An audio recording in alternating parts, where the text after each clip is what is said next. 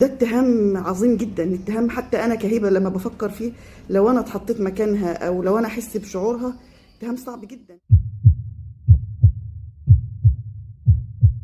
ساعات بنحس ان هي دي نهايه الدنيا، لكن حقيقه هي مش نهايه الدنيا ولا حاجه. من اكتر المشاكل اللي بنمر بيها في مجتمعنا العربي او الشرق الاوسطي هي مشكله الكلام، ان احنا ساعات بنتكلم بعفويه او بنتصرف بتلقائيه، والطرف الاخر بيفسر ده بطريقه غلط وممكن ينقله للمجتمع ايضا بطريقه غلط. الاسلام ومشاكل المسلمين بتتوارثها، يعني احنا مش اول ناس نتعرض للمشاكل دي او للفتنه دي. تعرضت لها امنا عائشه في حادثه الافك، في انها تصرفت بتلقائيه جدا لما وجدت الصحابي قدامها وهي مش لاقيه طريق ترجع بيه، فركبت على الناقه بتاعته ودخلت معاه المدينه، وبدا الناس يتكلموا ويقولوا والله لم يخلو بها ولم تخلو به. وده اتهام عظيم جدا، اتهام حتى انا كهبه لما بفكر فيه، لو انا اتحطيت مكانها او لو انا احس بشعورها، اتهام صعب جدا. انا زوجة نبي، انا ابنة صديق، انا من المكرمات، فازاي يظن بي هذا الظن السوء؟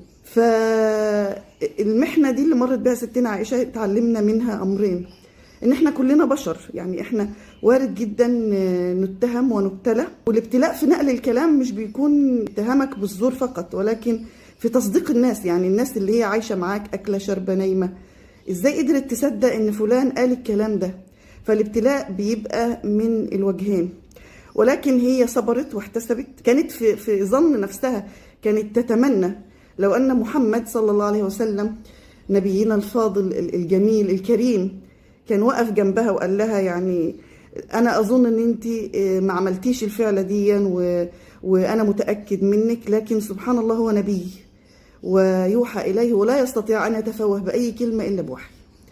فالنبي صلى الله عليه وسلم كان بيدخل وهي مريضه يقول لها ان كنت فعلت شيء فاستغفري لذنبك وان الله غفور رحيم.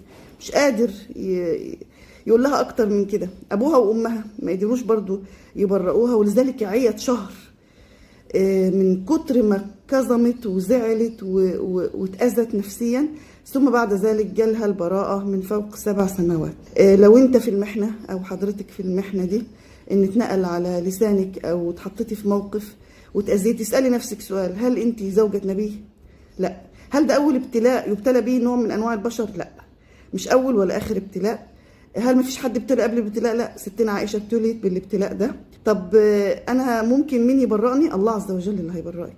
ان الله يدافع عن الذين امنوا. ايا كان نوع الابتلاء اللي انت تعرضتي له، الله عز وجل قادر انه يصرف عنك او عنك السوء والمكر، ويمكرون ويمكر الله والله خير الماكرين.